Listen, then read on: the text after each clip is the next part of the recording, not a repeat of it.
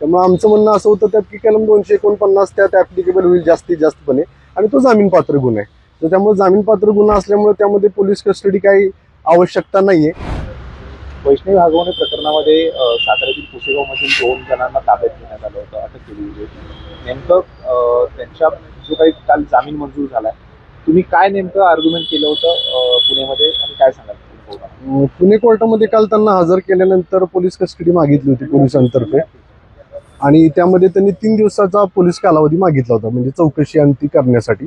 परंतु मग आम्ही त्याला विरोध केला होता की बाबा पोलीस कस्टडीची काही गरज नाही, कारण का जे काही अलिगेशन्स केलेले होते in respect of harbouring of क्रिमिनलसाठी होते, म्हणजे त्यांनी आश्रय दिला असे प्राइम ऑफिसचे अलिगेशन्स केले होते.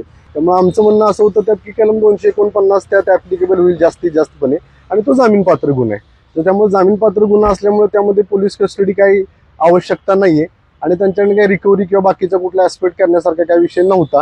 त्यामुळे त्यांना पोलीस कस्टडी देण्यात येऊन असा युक्तिवाद आम्ही केला होता.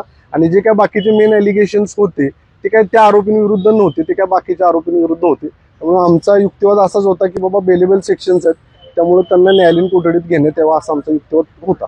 पण जे हे होते राहुल जाधव आणि अमोल जाधव यांना नेमकं काय कारण घेऊन पोलिसांनी ताब्यात घेतलं होतं? आणि आता पोलिसांच्या इन्व्हेस्टिगेशन मध्ये पोलिसांचं असं म्हणणं होतं की त्यांनी त्यांना आश्रय दिला होता.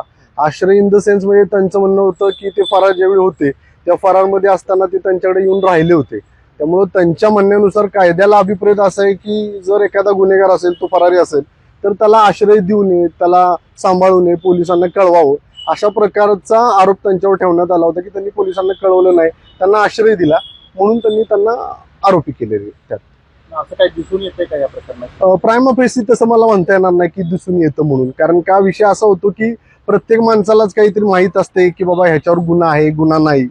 त्यामुळे त्यांचं इंटेन्शन होतं, नॉलेज त्यांना होतं किंवा काय, असं ह्या स्टेजला तरी आपल्याला म्हणता येणार नाही. आणि त्यांचा काही संबंध नव्हताच या प्रकरणाशी. संपर्क तरी ह्या लोकांचा काय आहे काय? संपर्क नाही म्हणता येणार साहेब, कारण का आपण जर त्यांचे सीडीआर्स वगैरे काय बघितले तर तसा कुठलाही त्यांच्या बाबतीत कॉल वगैरे काय असं काही त्यांच्याशी कनेक्टिव्हिटी जोडणारा कुठलाही पुरावा प्रथमदर्शी तरी नाहीये.